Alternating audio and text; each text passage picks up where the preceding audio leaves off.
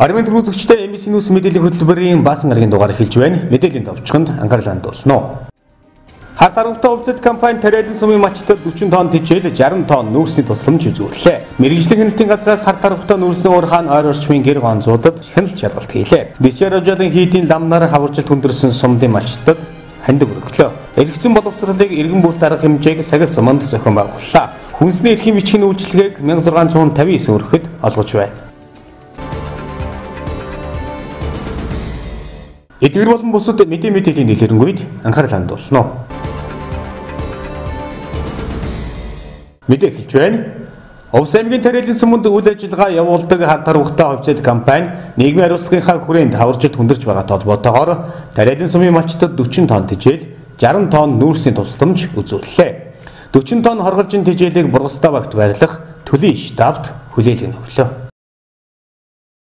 Хар тархтай хувьцат компани нийгмийн хариуцлагынхаа хүрээнд жил бүр тариалан сумын өндөр настнуудад 100 тонн нүүрсний тусламж үзүүлдэг бол сар шинийн өмнөх нь 70-аас дээш настай ахмад борлуудаа эрдний хишиг олгож ирсэн уламжлалтай. Мөн хавар мал төлөх үеэр тариалан сумын төлийн штабт өвс тэжээлийн болон нүүрсний хандив тусламж үзүүлдэг. Тэгвэл хаваржилт хүндэрч байгаатай холбоотойгоор тариалан сумын малчтад 40 тонн хорголжин тэжээл болон 60 тонн нүүрсний дэмжлэг тусалцаа үзүүллээ. 40 тонн хорголжин тэжээлийг Ховд аймгаас очиж ирсэн бөгөөд тээврийн зардлыг нь мөн хариуцсан байна. Хорголжин тэжээл малчтын гар дээр үн төлбөрөгүй хүрэх юм байна. Хар тархтай нүүрсний урхаагаас жил бүр тариалан суманд нийгмийн хариуцлага хүрээнд бол тусламж олгодог. Бид нар жил бүр тариалан суманд өндөр наснуудад 100 тонн нүүрсний тусламж 70-аас дээш насны ахмадуудад эрдэнэ гişиг хүртээдэг байгаа. За цаг үеийн байдалтай холбоотой бас тариалан сумаас төлийн штаб ажиллаулдаг. Энэ үед 18-19 оны өвлжилт одоо хаваржилт бол хүндэрж байгаатай холбоотой хар тархтай нүүрсний ургаагаас тариалан сумын штабт ингээд 40 тонн тэжээлийн тусламж үзүүлж байна. Тэгээд энэхүү тусламж маань одоо малчтын маань өвлжилт хаваржилтанд их тус нэмэр болж олон малыг он бинд гаргахад бас тусламж өгөх байхаа гэж итгэж байна. Хар тархтай нүүрсний бас нэгвэр савранд төлийн штаб тэжээлийн тусламж үзүүлсээр бид нар бас одоо жил бүр энэ төлийн штабын үйл ажиллагааг дэмжиж бас энэ нүүдэлж явж байгаа малчин өрхөд бас хэрэгцээний нүүрсний тусламж олгож бас тусламжийн нүүрс олгодог байгаа. Энэ нүүрс бол нүүдэлж байгаа малчид маань төлшийн хэрэгцээг хангаж өв шаварчлаад авахд бол их тус нэмэр одоо жил бүр болд юм аа. Ингээд бид өхөн бол 1998 онд одоо хувийн шилжсэн хойш одоо ингээд 2 гаруй жил тасралтгүй энэ тусламж үзүүлж аймаг орнотынхаа цаг үеийн хүндрэл бишээ хамт таванд болоход бол жил бүр ингээд хамтарч ажилладаг юм аа. Тариалан суманд энэ жил 150 мянган гаруй толгой мал өвлжиж байна. Нийт нутгаар цас их орсонтой холбоотойгоор хаваржилт хүндрээд байгаа юм. Бургастай тарвахтай мянган багуудад малын хоригдол ихсэг хандлагатай байгаа бөгөөд одоогоор 5000 гаруй толгой мал хоригдсон мэдээтэй байна. Сумын өвс тэжээлийн нөөцийг өнгөрсөн оны 12 дугаар сараас эхлэн малчтад тарааж эхэлсэн бөгөөд одоогоор нөөц дууссан байна. Үүнтэй холбоотойгоор сумандаа малчтадаа туслахын аяныг өрнүүлж тодорхой хэмжээний өвсийг нүүдлийн штаб дээрээ төвлөрүүлээд байгааг хэлж байсан юм а. Хаваржилт хүндрэлсэн энэ үед тэжээл нүүрсний дэмжлэг тусалцаа үзүүлж байгаа хар тархтай уурхаан хамт олонд сумын удирдлагуудын зүгээс талархал илэрхийллээ. За энэ жилийн хувьд бол манайх 150 гаруй мянган толгой мал эвлжиж байгаа. Тэгээд эвлжилтийн байдал бол эндсэндээ гайгүй байж байгаа. Саяны цагаан сарын үеэр орсон цаснаас үлж нэлээд хүндэрсэн. Малын хоригдол маш их хэмжээгээр гарч байна. За сумын нийт нутагт эвсгэрийн 100% одоо цасан бэрхшээл товрогдсон. Өнгөрсөн жилийн ургац муу аснаа толгодуулаад бэлчээрийн ургац бол 99 үндэстэй цасны дор орлоо гэсэн үг. Тэгээд хүйтний эрч маш их чангарснаас болж одоо өдөг бууз хэлдэг. Юунаас болж мал зоторох ийм асуудал нэлээд гарч байна. За хөдөө багуудын малчид бол нэлээд зоторхгүй байна. Зарим айлууд бүүр сэлгэж нээсэн боловч тэгээд болж өгөхгүй байна. Ялангуяа Бургастай тарвахтай мянган багуудын малчид бол нэлээд зутын байдалд орсон. Малын хоригдол өнөөдрийн байдлаар бол нэг 5000 гараад мал хоригдчихэд байна. Юунаас бол одоо Бургастай тарвахтай багууд бол нэлээд хоригдол гараад байна. Тэгээд бид бүхэн бас дотоод сумын онцгой комисс, аймгийн онцгой комисс энэ асуудлыг бас ярьж танилцуулсан.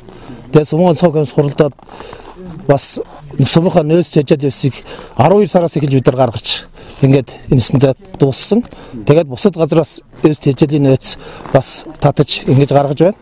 За тэгээд бид бүхэн бас яриад сумын застрын таван газрын хамт олноос малчтаа туслая гэсэн аян нэрвүүлж уриалга гаргаж сумд одоо хамтарч ажилладаг аж ахуйн нэгж байгууллага тэгээд албан газрын ажилчид тэгээд нутгийн иргэд уугуул суугуул иргэд бас уриалга хөргүүлсэн. За энэний дагуу бол одоо туслан дэмжлэг газраас ирж байна. Тэгээд бид бүхэн бас энэ үйлчлэлтийн нөхцөл байдал, аваржлтын нөхцөл байдал хүндэр байгаа учраас бас үйлчлэлтийн дамжин өнгөрөх шатав гэж манайх жил болгон гаргадаг. 3 сарын 1-ээс эхэлж гардаг байсан. Энийг бас наашин дотоод 2 сарын 17-нд бид нар энэ Бургастан бааз дээр гаргаж ирсэн. Энэ бол манай 3 багийн төвлөрсөн одоо нийтийн төвцэг. За энэ дээр бид нар бас сумын нөөцөөс өөс тэжээл ингэж татаж эдэ төвлөрүүлээд малчтаа тарааж байна. Малчид бол үндсэндээ энэ холбоо, хайч, цэрэнцэг чиглэлд бол нэлээд зоторх байгаа учраас бид энэ дөхүүлж ингэж өөс тэжээл явуулж байгаа. Жил болгон шатав гарч малчтаа түлээн өрс болон өвс тэжээлийн тусламжийг жил болгоно өгдөг байгаа. Энэ хүрээнд маань харт даруйтай компани маань энэ жил цаг зуурын хүндрэл учирснаас болж 40 тонн хорголжин тэжээлийг малчт маань энэ төлөвлөгөө одоо улан талт гэрээний үндсэн дээр ингэж тусламжаар ингэж өгч байна. Ингээ харт даруйтай компанийнхаа нийт хамт олон болон бүх ажилтны албан хаагчид нь цаашдын ажил төрөлд өндөр амжилтыг хүсэн өрөөё. Мөн энэгээр ч зогсохгүйгээр харт даруйтай хувьцаат компани маань жил болгонд Харайлан сумынхаа нийт ард иргэдэд 100 гаруй тонн өрсний тусламж болон 65-аас дээш настай ахмадууд маань насны хишиг гэж жил болгонд 50-аас дээш мянган төгрөгийн ийм хандивыг жил болгон хандивлж цагаан сарын урталт өгдөг байгаа. Харайлан сум хөдөөгийн 5 багта үүнээс Бургастаа багт хаваржилт нилээд хүндэрд байна. Балын зүү бүс хорогдол 3000-д хүрээд байна. Бургастаа багт 149 өрхийн 39339 толгой мал өвлжиж байгаа юм а. Мал туур даах боломжгүй учраас хол нүүдэл судал хийх боломжгүй болсон талаар энэ ярьлаа. За ингээд манай Бургастаа баг 149 өрхтөө 39339 толгой мал жилэтсийн мал толгоор тоологдсон. Ингээд үйлжилтийн байдлаар бол ерөнхийдөө цагаан сараас урд бол хэвэн байсан. Цагаан сарын одоо тоолт сарын 30-наас хойш үлгүүлжлэр нь одоо 3-4 хоног дараалан цас орсны улмаас бас малчтын үйлжилт хүндэрч шинэ гуннаас хойш бол малын хорогдол ерөнхийдөө бол гарч эхэлсэн байгаа. Манай Бургастаагийн хувьд бол өнөөдрийн байдлаар бол 3000 гаруй мал одоо хорогдсон гүмэдэтэй бол явж байна. Ингээд малчид маанаас одоо нүүх гэхээр төвөр одоо даах мал бараг байхгүй болсон. Ялангуяа хайч цэрэнцэг заагаас нааш айлууд бол нэлээд хүндэрсэн. Цаанаа бол намир халах салхитын өдрийн чиглэлийн айлууд бол нэлээд хүндэрсэн. Тэгээд айлууд бол одоо көндөө хөвч гаталж нүүц суух гэхээр одоо мал нь явах боломжгүй болсон учраас ерөнхийдөө тэр хоорондоо одоо буур бууцаас илгээд ихэнхийн одоо байр нь тэжээлд ороод ингээд малчтын үйлчил хаваржилт бол нэлээд хүндэрлээ. Энтэй холбогдвол манай сумынаас онцгой байдал, аймгийн онцгой байдал дотооддоо хуралдаж бас албан байгууллага аж ахуйн нэгж иргэдтэй бол уриалга гаргаж хүмүүс маань хоршоо компаниуд бас баг орон нутагт бол тусалж байна. Одоо өнөөдрийн байдлаар их бид нэр бол 16-нд нэмд өвс тэжээл анхны одоо тусламжаа татж ирж малчт бол дөхөж өгч байгаа. Энэ тайлгэлээр бол хүндэрсэн гэгээд ерөнхийдөө одоо гуулцэг одоо 3 багийн нэрийн гуулцэг гэгээд энд бол одоо шатавын жирмаар гаргаад ингээд өвс тэжээл малчт зохиосны үнээр бол тараагаад бас туслан дэмжлэг үзүүлээд байж байна. Гэтэл одоо өнөөдөр мөн бас дээр нь нэмж Ховд аймгаас харт даруйтай одоо хувьцаат компани болоод малчт өнгөө тараах 800 нут тэжээл бол өгс маань урд өмнө нас уламжлал болгон бид нэр хавар болгон малчтын нөөдлийг бол зөрүүлж өнгөрөхлөөр шатав гаргаж харт даруйтаагаас нүүрс бас цаг хүндэрснүүд бол өвс тэжээлээр тусалж байсан. Өнөөдөр бол одоо анхныхаа 10 хэдэн тонн өрсийг бол татж ирээд буулгаад малчт ингээд өнгөөр бол өгөөд үйлчилж байна. Инхэд бас манай энэ баг орон нутг хөдөөгийн малчт тусалж байгаа та бүгдтэй баярлалаа. Цаашид бас ажлын амжилт бол хүсье. Тавгт маш их баярлснаа бол илэрхийлье. Хавржуулж хөндөл башт малын өвс тэжээл гэдэг дуусал еврон бэлтсэн би тэжээл тэмсэн дуусаад одоо цаана засгаас тусламж ирж тэр одоо бас их нөхөдөл болж байна. Мал хорогдолтой байна. Шир мал талдан бол хорогдлох гарч. Ямаа гэдэг малт хэл байхгүй. Хэл хайсан. Энэ тэжээл ирсэнд нэг баярлж байна. Тэжээл тэмс гэдэг өнгө өртгөө өгдөгдөн баярлалаа. Хар торгот нуурхаа энэ нүүрс энэ тэжээл тэмс өгсөнд их баярлалаа гэж хэлье. За энэ жил хавржуулын мунд хөнтөрсөн. За малын хоригдол бол нэлээд нөлөө гарч байгаа. За ямаана хэл бол одоо 100% орсон. За бууд богол давнсоо. Тэрийн хүнжилтэл цас бол их орсон. Иддэг юм байхгүй. За энэ тэжээл тэмс энэ нүүрсэг бол өнгөр өгч байгаа хар торгот уурхад их баярлалаа гэж хэлье. Хатаргутай овчид компанийн өгсөн 40 тонн тэжээл 60 тонн нүүрсний тусламжтайгаар Тарилан сумын малчид энэ хаврыг хохирол багтаа төлмөнд давн туулах итгэл найдварыг төрүүлж байгааг малчид хэлж байсан юм а. Дараагийн мэдээ хар таргутай нүүрсний уурхай наманд үйл ажиллагаа явуулж байгаа гэр ганцуудтай холбоотой иргэдээс ирсэн санал гомдлын дагуу мэргэжлийн хяналтын газраас дээрх ганцуудад хяналт шалгалт хийж зөвлөн туслах үйлчилгээ үзүүллээ. Тус гэр ганцуудын хувьд зориултын бус орчинд хоол үйлдвэрлэл эрхэлсэн, мөн түнчлэн эрүүл ахуйн шаардлага хангаагүй зэрэг зөрчлүүд илэрсэн байна. Хатаргутай нуурхагаас нүүрс зөөдгөж олооч нар ихэнхдээ нойр хоолбагтай явдаг хүмүүсээ. Тэдний хоол ундтай залгадаг гол газар бол уурхай наманд байх эдгээр гэр гонзууд юм. Телевизийн шууд нэвтрүүлэг болон аймгийн мэргэжлийн хяналтын газарт удаадараа гэр гонзуудын үйл ажиллагаатай холбоотой мэдээлэл санал гомдол ихээр ирдэг. Эдгээр санал гомдлын дагуу аймгийн мэргэжлийн хяналтын газраас тухайн гэр гонзуудад хяналт шалгалт хийлээ. Одоогоор уурхай наманд 4 гэр гонз үйл ажиллагаа явуулж байна. Өдөр дунджаар нэг гэрээр 20 жолооч үйлчлүүлдэг байна. Тухайн гэр гонзууд ямар нэгэн зөвшөөрөл байхгүй өөрсдийн амьдардаг гэртээ хоол үйлдвэрлэлийн үйлчилгээ үзүүлж байсан юм а. За энэ хар тархтай нүүрс нуурхааны тээврийн жолооч нарт үйлчилдэг энэ гэр гонзуудаар бид нар бас хяналт шалгалтыг хийлээ. Энэ гэр гонзууд нь болохоор угаасаа яг өөрийнхөө амьдардаг гэртээ одоо хоол үйлдвэрлэлийг энэ ирсэн хүмүүст хоол хийх байдлаар ийм үйл ажиллагаа явуулдаг юм байна. Гэхдээ өдөрт бол нэг гэр гонз ихтэл баг 20-д хүнд үйлчлдэг ийм үйлчлэгээ явуулдаг ийм газрууд айлууд байна. Тэгээ ер нь бол эрүүл ахуйн нөхцөл шаардлагыг хангаагүй ажлын байр гэх юм байхгүй. Тэгээд ажилчдын хувийн ариун цэвэр, аяг давг угаалгах цэвэрлэгээ, ариун утгалын бодис, эрүүл мэндийн үзлэг шинжилгээнд хамрагдсан юм бол ямар наад захын ийм эрүүл ахуйн нөхцөл шаардлагуудыг огт хангаагүй. Ийм мэргэжлийн бус жахуу хүмүүс ингээд үйл ажиллагаа явуулж байгаа нь бол шаардлага хангахгүй юм байна. Тэгээд тодорхой хэмжээгээр зөвлөмж, үүрэг даалгавар, гарын авлах материалуудыг өгөөд дараа нь холбогдох шаардлагуудыг албан тоотоор сум орон нутагт нь болно. Энэ иргэдэд бол явуулахаар зөвлөмж өгөөд өглөө.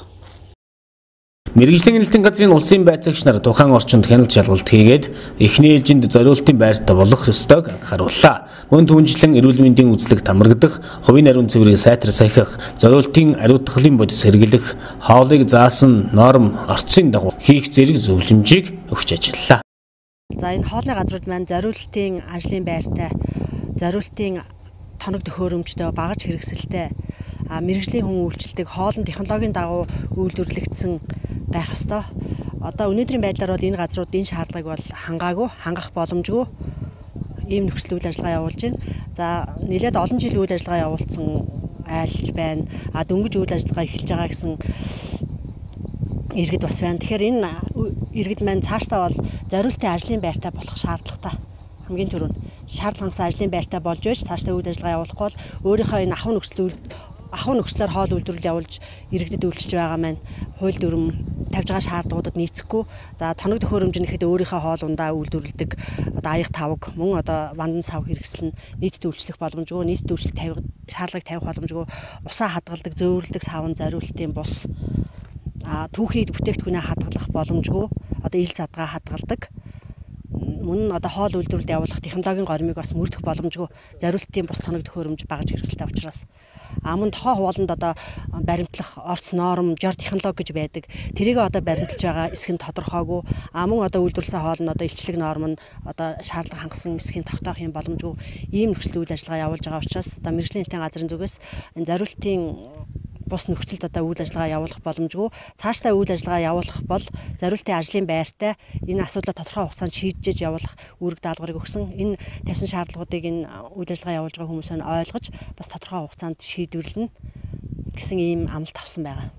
Та нарын энэ мэргэжлийн хэлтээс ирсэн комиссүүдийн энэ зөвлөгөөнд бүгдийг сонслоо мэдлээ гэсэн бид нараас зайшгүй сонсгож өстө та нарт явах өстө тэр үүргийг дагууд бид нар одоо урд нь бас дутагдaltaй байсан тэр дутагдлаануудаа энэ 3 сарын 1 хүртэл бас нэг тэр зөвлөгөө авсны хувьд цаашдаа эрүүлжүүлж цэвэр цэгийн талаас нь ажиллаж. Тэгээд одоо хууштан бид нэр 6 жил ажиллаж байгаа хугацаанд ер нь бас ийм дутагдaltaй байсан л байх.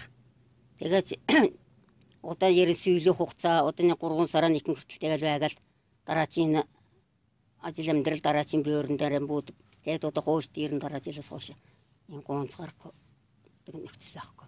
Тухайлбал одоо энэ аяг шаазангуудаг уус мол тэгэл хоол унд янз бүрийн малын цэвэр мах янз бүрийн одоо материал гүйсний ахуй үйлчлэгнээ бүтээгдэхүүн бүхэл зөвлөмж бүгдийг л тавьсан сонссон.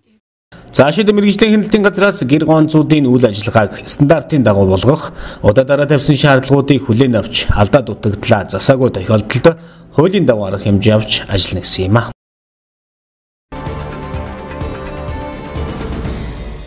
Дараагийн мэдээ. Овс аймгийн Бурхан шашны төв Дичарав жаалан хийдийн ламнаар шинэ 15-ны номын цэнгүүнээр орсон орлогоос 500 мянган төгрөгийг хаваржилт хүндэрсэн сумдын малчдад хандивлаа. Ус аймгийн Бурхан шашны төв Дичарав жаалан хийд сар шинийхээ уламжлалт номын хурлыг шиний 15 дахь бүхэн өргөнд зохион байгуулсан юм. Тус хийдийн ламнар сард нэг удаа сайн үлсийн аяныг өрнүүлдэг бөгөөд энэ удаад хаваржилт хүндэрсэн сумын малчдад хандвийн тусалцаа үзүүлж аймгийн удирдлагуудад 500 мянган төгрөгийн хандвийг гардуулна өглөө. Хандвийг аймгийн онцгой комиссар дамжуулан малчдад хүргэх юм.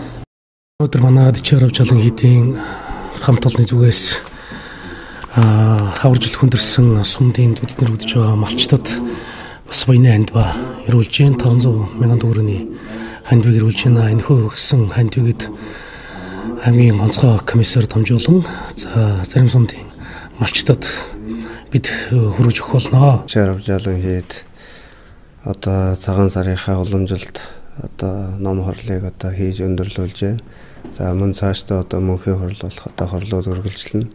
За тэгээд энэ одоо хөтөн нотн энэ цагт бол бас зуд зурханд нэрвэгдэж байгаа бас одоо зов зүдэрж байгаа энэ одоо ард түмэнд тусламж ажил явуулж байгаа энэ аймгийнхаа одоо удирдлагуудад ирж бас хандив дэнд болгож ингэж хийд орныхаа зүгээс хандив өргөлөө. Тэгээд сая бид бүхэн тэр шашин номын цэнгүүн гэж одоо ингэж явуулсан 15-ны өдөр одоо 5 цагаас бүхэн өргөнд. За энэ үйл ажиллагааг явуулахдаа бол бид бүхэн одоо тэр зов зүдэрж байгаа хүмүүсийн төлөө мөн одоо энэ маш олон мал одоо хорогдож байна. Мөн л одоо хамаг амьтанд багтдаг. Тэгэхээр тэр бүгдийн төлөө одоо тэдний одоо сайн сайхны төлөө мөн одоо зуд зурхан нэрвэж байгаа ард түмэн одоо уран цаг одоо хурдан ирээсэ гэж одоо ингэж бас сахиус бурхад лус савдагтаа даатгаж нийтээр одоо сүсгтэй олонтойгоо хамт одоо та бүгдийн төлөө залбирсан. Тэгээд тэр өдрийн одоо орлогоос бол бас аймаг орон нутгийнхаа удирдлагуудад одоо ингэж ажил явуулж байгаа тэрэнд дэм тусалцаа болгож ингэж одоо хандив өргөж байна. Бид бүгдийн одоо энэ хандив бас та бүхэнд одоо их багч гэсэн одоо хөрх байхаа. Тэгээд та бүхэн минь одоо энэ өрн дулаан цаг ирж одоо амар амгалан сайн сайхан байгаасаа гэж одоо ингэж хүсэж байна. Тэгээд нийтээрээ одоо бүгд одоо зовлонгүй амар амгалан сайн сайхан байхыг одоо хүсэж ярая.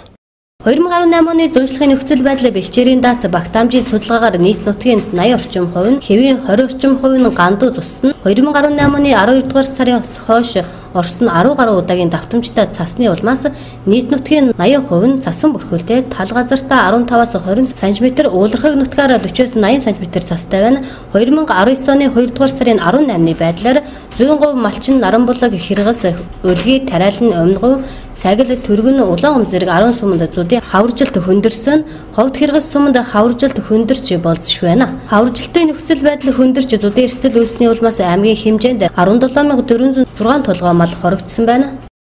За энэ удаагийн хаваржилтын нөхцөл байдлыг бас та бүхэнд бас мэдээлж гэж бодож байна. За 2 сарын 18-ны өдрийн байдлаар за манай аймгийн хэмжээнд 17406 толгой мал одоо байдлаар хоригдоод байна.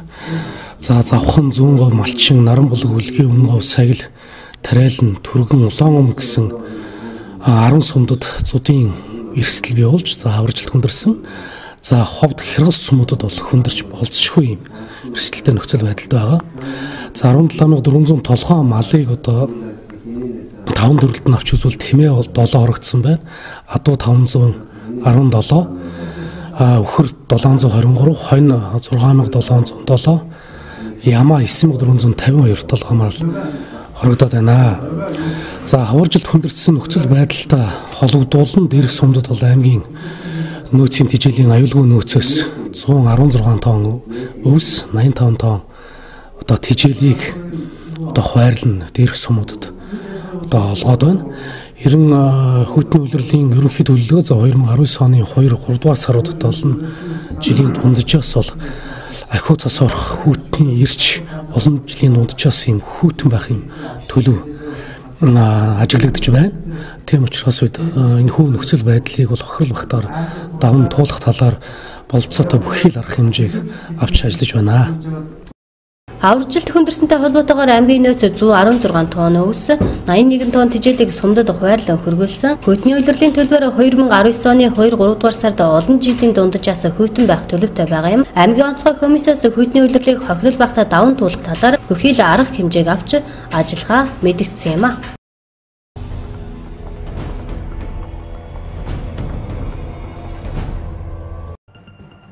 Цагур орчны шилжгээний газраас ирүүлсэн цагаагаарын үргэлжлэн мэдээгээр 3-4 дугаар саруудад нийт нутгаар олон жилийн дунджаас 0.5-аас 1 гэмээр дулаан байна.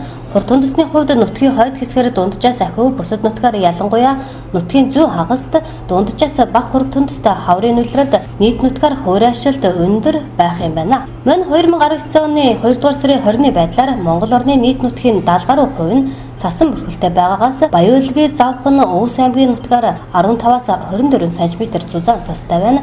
Харин бусад нутгаар цас багтаа ялангуяа зүй аймагуудын ихэнх нутгаар цасгүй. Нийт нутгийн 70 гаруй хувьд цасан бүрхэлтэй байгаа хэдий ч нийт нутгаар цас багтаа үйлчлснээс хавар эрт хуурайшилт үүсэх нөхцөлийг бүрдүүлж байна.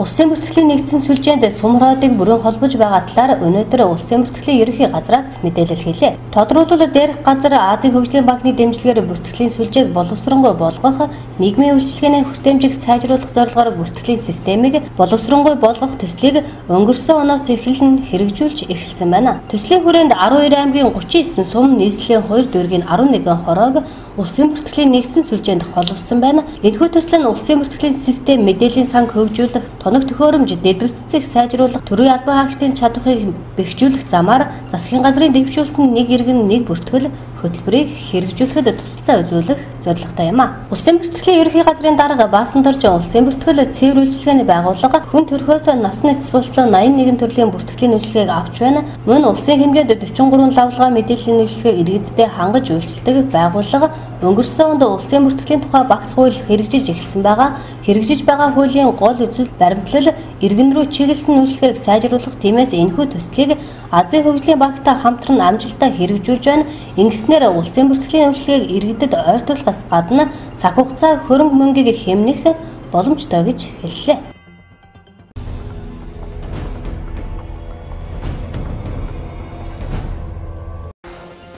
Худалдаа эдийн засаг шинжлэх ухаан техникийн хамтын ажиллагааны Монгол Орсын засгийн газар хоорондын комиссийн тээврийн ажлын хэсгийн 14 дугаар хуралдаа нь Орос улбан улсын тээврийн дэд сайд Токаров Орос талын төлөөлөгчдийг ахалж иржээ. Энэ сарын 18-19-нд Улаанбаатар хотод болсон хоёр улсын засгийн газар хоорондын комиссийн тээврийн ажлын хэсгийн 14 дугаар хуралдаанаас Монгол улсын нутгаар дамжин өнгөрөх ачаа тээврийн хэмжээг нэмэгдүүлэх зорилгоор 2019 онд Таранзат Монгол 2019 форумыг Улаанбаатар хотноо зохион байгуулахаар шийдвэрлсэн байна. Сүүлийн 2 жил дараалал нь уг форумыг хөрш орнуудынхаа нийслэлд ээлжлэн зохион байгуулсан нь Монгол улсын нутгаар дамжин өнгөрөх тээврийн хэмжээг нэмэгдүүлэхэд нөлөөсөн хэмээн үзэж байна. 2016 онд Монгол улсын нутгаар 168 чингэлгийн галт тэрэг дамжин өнгөрч байсан бол 2017 онд 556, 2018 онд 855 болж өссөн байна. Дамжин өнгөрөх чингэлгийн галт тэрэгний тоо нэмэгдснээр Монголд орж ирэх валютын өрсгөл нэмэгддэг ач холбогдолтой юм. Мөн дээрх хуралдаанаас өнгөрсөн онд байгуулсан төмөр зам дамжин өнгөрөх ачаа тээвэрлэх нөхцөлийн тухай Монгол Оросын засгийн газар хоорондын хэлэлцээрийн дагуу Монгол улсын хувийн хвшлийн вагонуудыг Оросын улбаны улсын төмөр замын сүлжээгээр тээвэр хийх бололцоог бүрдүүлэх урт бүрэлдэхүүнтэй ачааны галт тэрэг аялуулах асуудлыг судлаж үзэхээр тохиролцсон байна.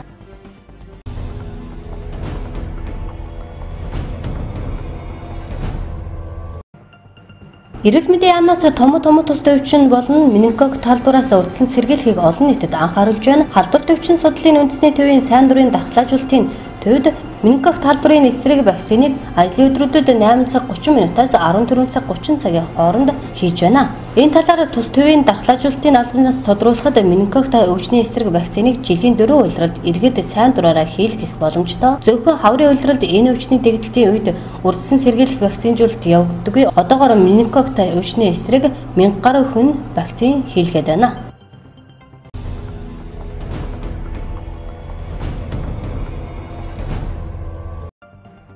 Монгол улсын засгийн газраас 2019 оныг эргэн төвтэй төрийн үйлчлэгийн жил болгон зарласантай холбогдуулна. Мэргэжлийн хяналтын байгууллага эргэн төвтэй үр дүнд хүрсэн төрийн үйлчлэгийг үзүүлэхээр иргэдэд нээлттэй түргэн шуурхай үйлчлэх зорилтыг тавин ажиллаж байна. Тэр дундаа төрийн үйлчлэгийг цахим хэлбэрээр үзүүлэх ажлыг эрчимжүүлэхээр техник шинжилтийг хийж эхлээд байна. Ингэснээр иргэд аж ахуй нэгж тус байгууллагаас олгодог гэрчлэгээ тусгай зөвшөөрөл дүгнэлт зэргийг цахимаар авах боломж бүрдэж байгаа юм а. Дараагийн мэдээ. Аймгийн хууль эрх зүйн хэлтэс хүний эрхийн үндэсний комиссийн Ус аймаг дэх салбар, Ус аймгийн цагдаагийн газар, гэр бүл хүүхэд залуучуудын хөгжлийн газар хамтран сумын ард иргэдэд эрх зүйн боловсрол олгох арга хэмжээг сагил суманд зохион байгууллаа. Хүний эрхийн үндэсний комисс аймгийн цагдаагийн газар, гэр бүл хүүхэд залуучуудын хөгжлийн газар, аймгийн хууль эрх зүйн хэлтэс Ус аймаг дэх хүний эрхийн үндэсний комисс хамтран 19 сумын ард иргэдэд эрх зүйн боловсролыг олгох иргэн бүрт арга хэмжээг эхлүүлээд байна. Энэ хүрээнд сагил сумын ард иргэдэд хууль эрх зүйн мэдлэг олгох, замын хөдөлгөөний шинжилсэн дүрмийн талаар мэдээлэл хийх, сум орон нутагт гарч байгаа гэмт хэргийн зөрчлийг бууруулах, иргэдэд тулгамдж буй бэрхшээл түүнийг шийдвэрлэхэд тусалцаа дэмжлэг үзүүлэх зөвлөгөө мэдээлэл өгсөн юм а. Мөн насанд хүрээгүй хүүхдүүдэд бусдын нийт хөрөнгийг хулгайлах, дээрэмдэх, танхаарах, булаах зэрэг гэмт хэрэгт их хүчлэн холбогддог. Харин тэдний гэмт хэрэг үйлдсэн санаа сэдлийг тодруулахад хөнгөн хийсвэр зан хууль эрх зүйн мэдээлэл муутайгаа байдгаас хэмээн хариулсан байдаг. Эрх зүйн боловсролыг иргэн бүрт арга хэмжээний хүрээнд өсвөр насны хүүхдүүдийг гэмт хэрэгээс урьдчилан сэргийлэх, тэдний эрх зүйн мэдлэгийг дээшлүүлэх зорилгоор сагил сумын ерөнхий боловсролын сургуулийн сурагчдад гэмт хэрэгээс урьдчилан сэргийлэх сургалт зохион байгууллаа. Аймгийн хууль эрх зүйн хэлтэс, за хүний эрхийн үндэсний комиссийн Ус аймаг дэх салбар, за Ус аймаг дэх цагдаагийн газар, аймгийн гэр бүл хүүхэд залуучуудын хөгжлийн газраас хамтраад Ус аймгийн 19 суманд амьдрын оршин сууж байгаа иргэдэд зориулсан эрх зүйн мэдлэгийг дэвшлүүлээ нэгдсэн арга хэмжээг зохион байгуулж байна. За энэ арга хэмжээний эхний сум болох сагил сумд өнөөдөр буюу 2019 оны 2 сарын 20-ны өнөөдөр ажлын хэсэг ингээд ажиллаж байна. За бид бүхэн одоо энэхүү арга хэмжээгээр сурагчдад болон өсвөр насны хүүхдүүдэд, за мөн иргэдэд гэсэн ийм хоёр төрөлтэйгээр сургалт мэдээллийг зохион байгуулна. За мөн хүүхэд иргэдээс гомдол мэдээллийг хүний эрхийн ажилтан байна, гомдол мэдээллийг хүлээж авч зөвлөгөө өгч шалгаж шийдвэрлэх, за дээшээ уламжлах, за мөн одоо гэр бүл хүүхд залуучны хөгжлийн газрын мэрэгчлэнүүд маань хүүхд хамгааллын чиглэлээр мэрэгчлэнүүдэд мэдээлэл сургалт мэдээллийг өгөхөөс гадна арга зүйн зөвлөгөөг өгөх. За мөн одоо харилцан уялдаатай холбоотой ажиллагааг байгууллагуудын гэмтгэрээс сурсан сэргийлэх ажлын үйл ажиллагаатай явцдаа танилцах гэх мэтчлэн маш их өргөн ийм агуулмжтай үйл ажиллагааг энэ арга хэмжээний хүрээнд зохион байгуулах юм аа. За энэ чиглэлээр бид нар мэдээлэл өгнө. За мөн одоо замын хөдөлгөөний шинжилсэн дүрмээр замын цагдаагийн ахлах зохицуулагч маань мэдээлэл хийж байгаа. Одоо хавар цаг болж байна мотоциклийн хөдөлгөөн. За мөн одоо ингээд зууд турхны үе тохиож байна тийм ээ. Тэгэхээр нөө цас бас ихээр орж байгаа. Зам харгуу бас цастай байгаа. За мөн одоо тээврийн хэрэгслээр зорчих иргэдэд бас аюулгүй зорчих талаас нь мэдээлэл өгөхөөс гадна тээврийн хэрэгслээр зорчих тээврийн хэрэгслийг одоо барихтаа одоо анхаарах зүйлүүдийн талаар одоо журмд эрхэн заасан талаар иргэдэд мэдээлэл өгнө. За Монгол Улсын хүний эрхийн үндэсний комиссаас санхүүжилтийн дагуу аймгийн цагдаагийн газар хүүхэд гэр бүл залуучуудын хөгжлийн газар ингээд газартаа хамтраад бүх сумдаар эрх зүйн боловсролыг иргэдийн эрх зүйн боловсролыг дээшлүүлээгээд ийм одоо арга хэмжээг зохион байгуулж байгаа. За тэгээд энэ арга хэмжээний хүрээнд цагил сум дээрээд иргэдэд бас хүний эрхийн чиглэлээр мэдээлэл өглөө. Эрх зүйн боловсролыг иргэн бүрт арга хэмжээний хүрээнд аймгийн цагдаагийн газар хүний эрхийн үндэсний комиссийн ажилтнанд зөвлөгөө өгч суманд үйл ажиллагаа явуулдаг төрийн болон хувийн хвшлийн байгууллагын уялдаа холбоог сайжруулж суманд үлдэгдэж буй гэмт хэрэг зөрчлийг бууруулах, иргэн бүрт хууль эрх зүйн мэдлэг олгох сургалт сурталчилгааг сумын удирдлагууд шат шатны байгууллагатай хамтран зохион байгуулж байхыг зөвлөсөн юм а.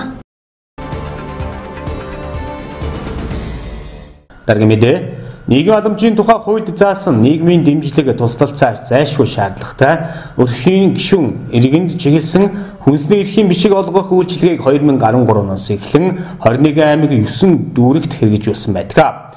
Манай аймгийн хэмжээнд 1659 өрх хүнсний эрхийн талоонд хамрагдаж байна. Үндэсний статистикийн хороо болон нийгмийн халамжийн асуудал эрхэлсэн төрийн захиргааны төв байгууллагаас хамтран баталсан аргачлалын орлогыг орлуулан тооцох аргачлалын дагуу амжиргааны төвшингээ үнэлүүлж өрхийн гишүүн иргэний мэдээллийн нэгдсэн санд орсон нийгмийн халамжийн дэмжлэг тусалцаа зайлшгүй шаардлагатай өрхийн гишүүн иргэнээс тухайн онд хүнсний эрхийн бичиг олгохоор нийгмийн халамжийн асуудал эрхэлсэн засгийн газрын гишүүний баталсан босго онооноос доогуур байгаа өрхийн гишүүн иргэн хүнсний эрхийн үйлчлэгэнд хамрагддаг. Хүнсний эрхийн бичиг нь өрхийн гишүүн иргэний тухайн сарын хүнсний хэрэгцээг хангахад зориулсан үйлчилгээ юм. Манай аймагт 2 дугаар сард 1659 өрхийн 9103 иргэн байдаг. Үүнээс Улаангур суманд 5932 иргэн хүнсний эрхийн бичгийн үйлчилгээнд хамрагдаж байна. Увс аймгийн хэмжээнд одоо хүнсний эрхийн бичгийн үйлчилгээгээр үргэлжлүүлдэг 1659 өрхийн 9103 иргэн байдаг. Улаангур сумын хэмжээнд болохоор 1114 өрхөөс 5932 иргэн хүнсний эрхийн бичгийн үйлчилгээнд хамрагддаг байгаа. Хүнсний эрхийн бичгийн үйлчилгээнд сонгогдсон өрх иргэнд үйлчлэх дэлгүүрүүдийг сонгон шалгаруулах тендер нь 2019 оны 1 сарын 24-нд цахимаар зарлагдсан байгаа. Цахимаар зарлагдахдаа 1 сарын хугацаанд зарлагдсан. Тэгээд одоо 25-ны 14 цагт тендер хаана 15 цагт тендерээ нээх юм байгаа.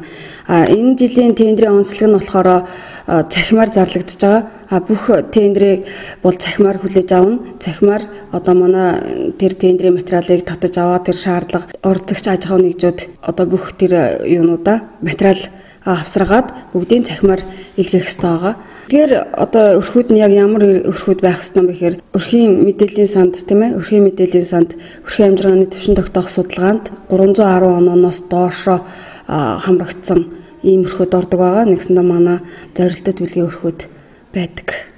Сонгогдсон зорилттой бүлгийн иргэдэд хүнсний эрхийн бичгээр зөвхөн зөвшөөрөгдсөн хүнсний бүтээгдэхүүнээр үйлчлэхээр зааж өгсөн байдаг.